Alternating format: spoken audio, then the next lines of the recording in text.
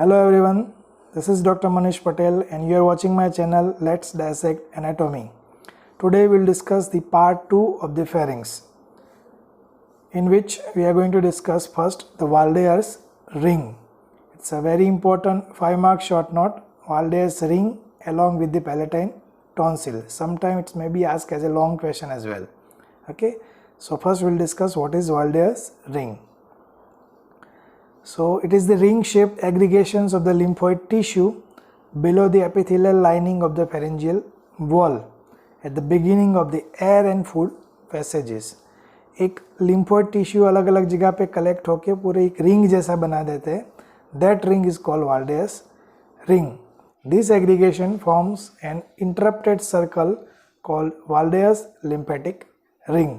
अब कैसे बनती है? It is formed by pharyngeal tonsils or adenoids postero superiorly. तो ये वाला पार्ट पोस्टरो सुपीरियरली एडिनोइड से बनती है. लिंगुअल टॉन्सिल्स एंटीरियरली, एंटीरियर लिखो, ये लिंगुअल टॉन्सिल्स हो गए. Tubal tonsils and palatine tonsils laterally, ये दो हो गए पैलेटाइल टॉन्सिल और ये हो गए लिंगुअल टॉन्सिल्स. तो ऐसे मिला के सब एक रिंग जैसा बना देते हैं. That is called Waldeyer's ring.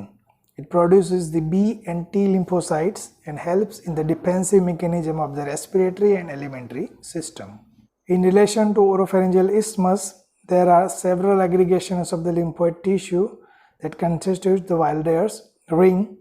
Here you can see from the picture all the tonsils are there. Lingual, palatine, tubal, this is retropharyngeal nodes, nasopharyngeal tonsils, this jugular-digastric nodes and jugular chain of the nodes with submandibular nodes and submental nodes. तो ये जो सब tonsils हैं वो और थोड़े बहुत group of nodes वो सब मिला के एक ring बनाते हैं. That is called Waldeyer's ring. Applied anatomy. Adenoids, enlarged pharyngeal tonsils and adenectomy. वो क्या है? तो जब ये pharyngeal tonsils enlarge हो जाते हैं, बड़े हो जाते हैं, results in the obstruction to the nasal breathing. अब आप देखो यहाँ पे, तो जो adenoids है वो साइज उसकी बढ़ गई तो narrowing हो गया. तो जो nasal cavity है वहाँ से narrow हो गई. Because of that there is a nasal breathing and it makes the mouth breathing necessary. Nose से ब्रीदिंग नहीं कर पाता है पर्सन, तो फिर उसको माउथ ओपन करके माउथ से ब्रीदिंग करना पड़ता है. The patient develops a typical facial expression called adenoid facies and may also cause the impaired hearing. नीचे आप देख सकते हो डायग्राम. आपने अगर छोटे बच्चों में देखा हो below the age of 15 years, उन लोगों में मोस्ट कॉमन है एनलार्ज एडिनोइड्स. उनको नाक से सांस नहीं ले पाते हैं, तो वो सोने के टाइम आपने देखा होगा कि कई बच्चों का मुंह खुला रहता है. They are breathing from their mouth. That is because of the enlarge pharyngeal tonsils. Okay, so most of the cases में वो 15-16 ईयर्स तक छोटे हो जाते हैं.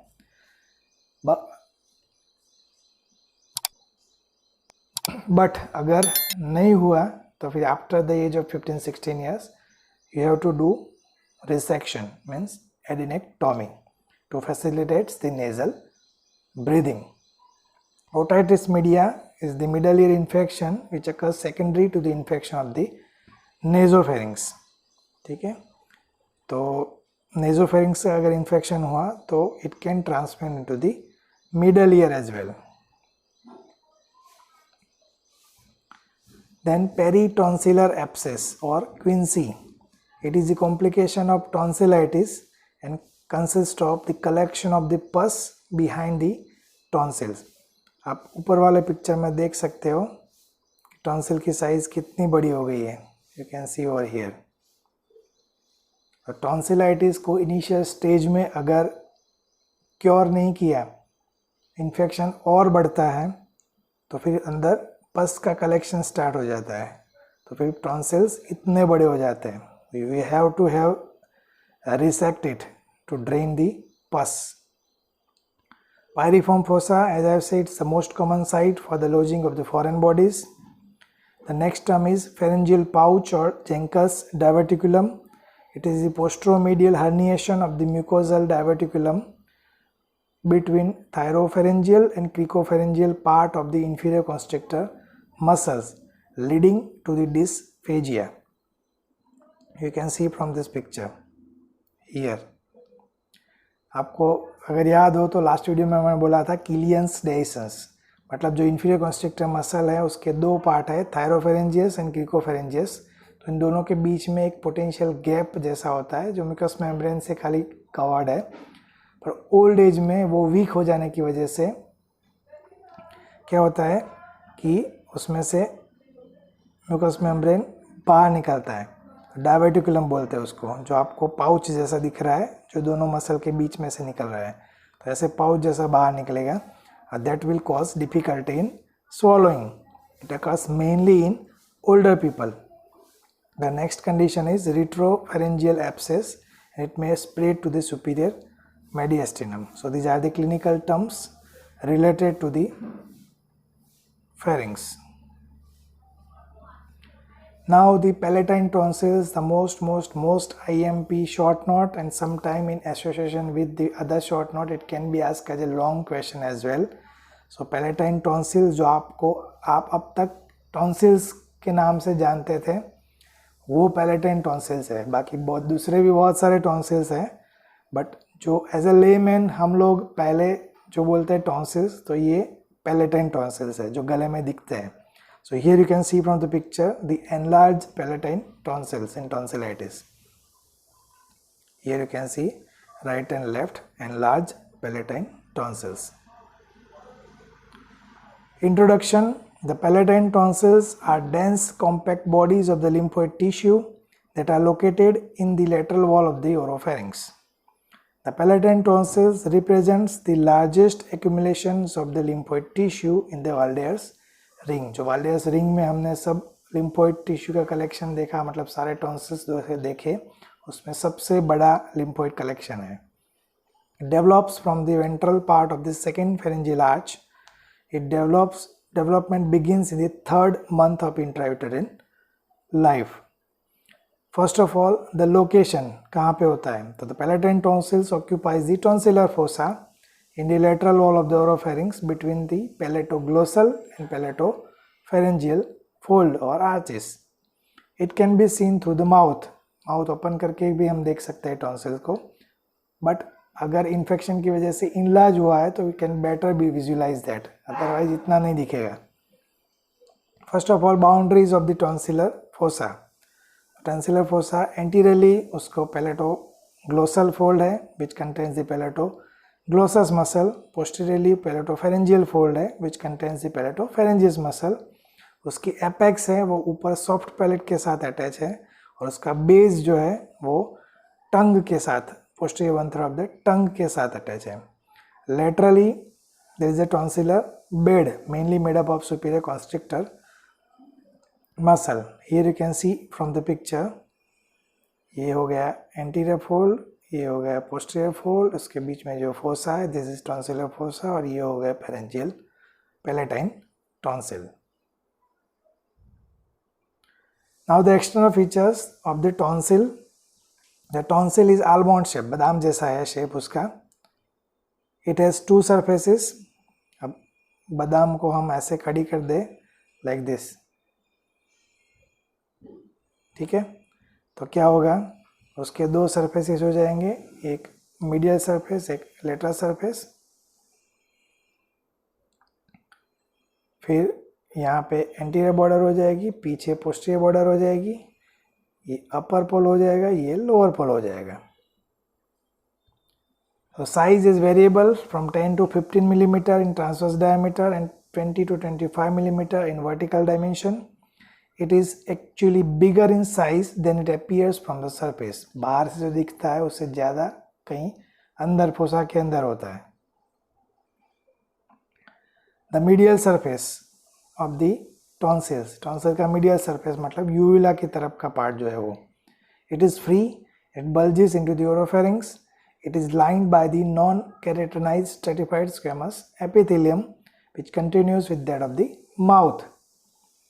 This surface has 12 to 15 crypts over it.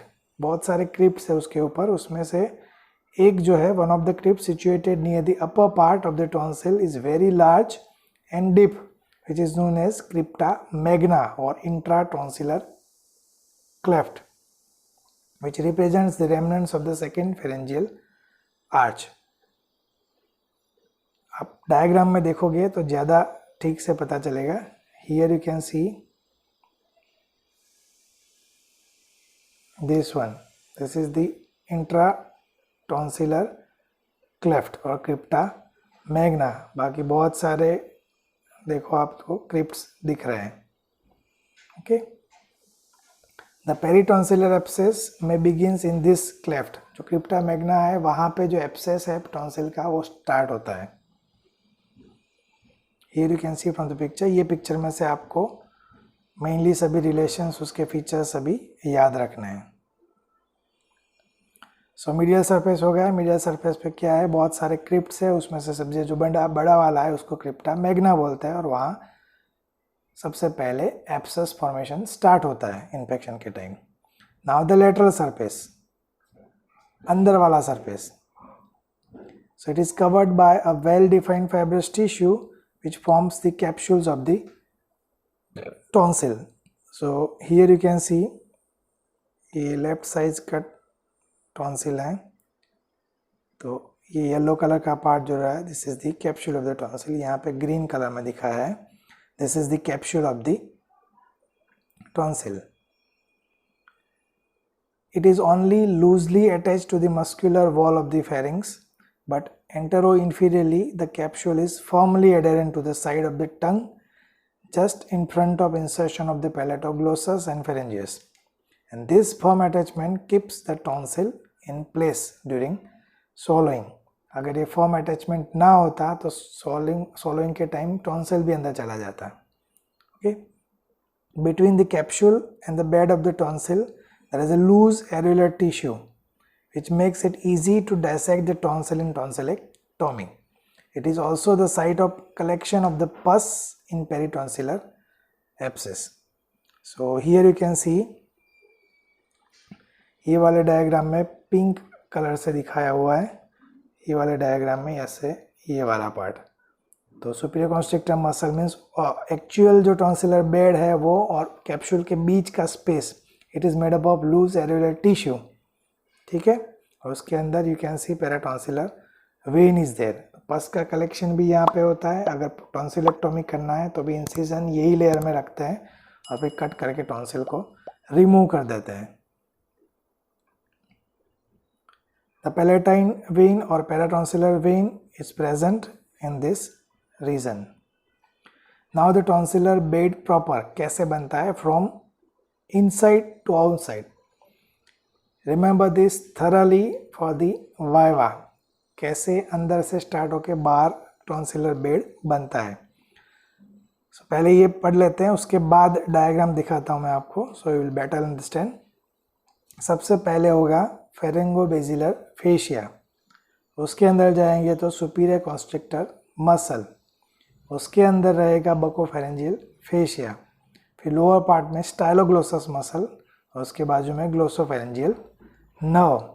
Still more laterally, अभी और laterally जाएंगे तो facial artery with its tonsillar branch and ascending palatine branch, और internal carotid artery is also there posterolateral to the tonsil. अभी diagram में देखो all the structures you can see. The dark continuous green line it is the pharyngobasilar fascia. उसके अंदर आएगा superior constrictor muscle. फिर dotted green line that is buccopharyngeal fascia. नीचे की तरफ देखो स्टाइलोग्लोसस मसल और उसके बाजू में glossopharyngeal nerve is there. Right. और लेटरली जाएंगे तो facial artery, tonsillar artery, ascending palatine artery, internal carotid artery, ये सब चीज़ें आएगी.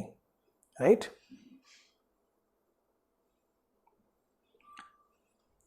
सो मीडियल सरफेस हो गया, लेटरल सरफेस हो गया with tonsillar bed. Anterior border, it is related to the palatoglossus arch with its muscle. Posterior border, वही palatopharyngeal arch with its muscle. Upper pole soft palate के साथ अटैच है, relation में है. लोअर पोल टंग के साथ रिलेशन में है. So if you have noticed, जो खास याद रखना है वो लेटरल वॉल मतलब लेटरल सरफेस के रिलेशन से याद रखना है, बाकी ज़्यादा कुछ नहीं है. Here is the another picture showing all the relations of the tonsils. The blood supply of the tonsil, the upper pole, it's supplied by descending palatine branch of maxillary artery, which supplies the anterior part, and the ascending pharyngeal branch of the external carotid artery, which supplies the posterior part. और lower pole में dorsal lingual branch of lingual artery, which supplies the anterior part. Mainly it is supplied by the tonsillar branch of the facial artery, or posterior part is supplied by the ascending palatine branch of the facial artery. Okay, so this is the blood supply of the tonsil. Here is the picture. Venous drainage, paratonsillar vein में से blood जाता है common facial में, from where it goes to the pharyngeal venous plexus and then ultimately into the internal jugular vein. The lymphatic drainage, the upper deep cervical lymph nodes, particularly the jugulo-digastric group.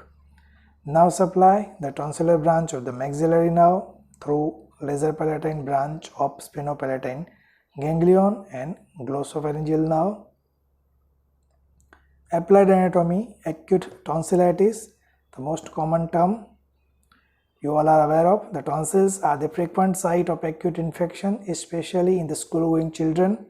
It may affect the adult also, but it is most common in children below age of 15 years. This condition is called acute tonsillitis and it is mostly seen in viral infection. The peritonsillar abscess we have already discussed. What is it? It's a complication of tonsillitis. अगर treat नहीं किया तो फिर pus collection बढ़ता जाता है, tonsil की size triple or 4 times जितनी बड़ी हो जाती है. It consists of the collection of the pus beside the tonsils and it is drained by making an incision in the most prominent point of the abscess. And tonsillectomy means removal of the tonsil. The enlarged and infected tonsils often require surgical removal. The operations of the removal of the tonsil is called tonsillectomy. And the knowledge of relations of the tonsil is of great importance to the surgeon to avoid the complications. Tonsillar bed में कौन कौन से structures हैं, nerves है, वो सब पता हो तो उनको प्रिजर्व कर सकते हैं during the tonsillectomy. Okay, so that is all about the palatine tonsils. So watch both this video, part 1 and part 2, at least 4 to 5 times. A very important long question, pharynx, the whole chapter can be asked as a long question. And apart from this, the subdivision of the pharynx and palatine tonsil can be asked as a 5-mark short note as well. Okay, so hope you like both this video. If you like, hit the like button, subscribe the channel, and don't forget to press the bell icon, and also share these videos to your friends who need this type of easy explanation. Okay, so see you in the next video. Till then, goodbye. Thank you.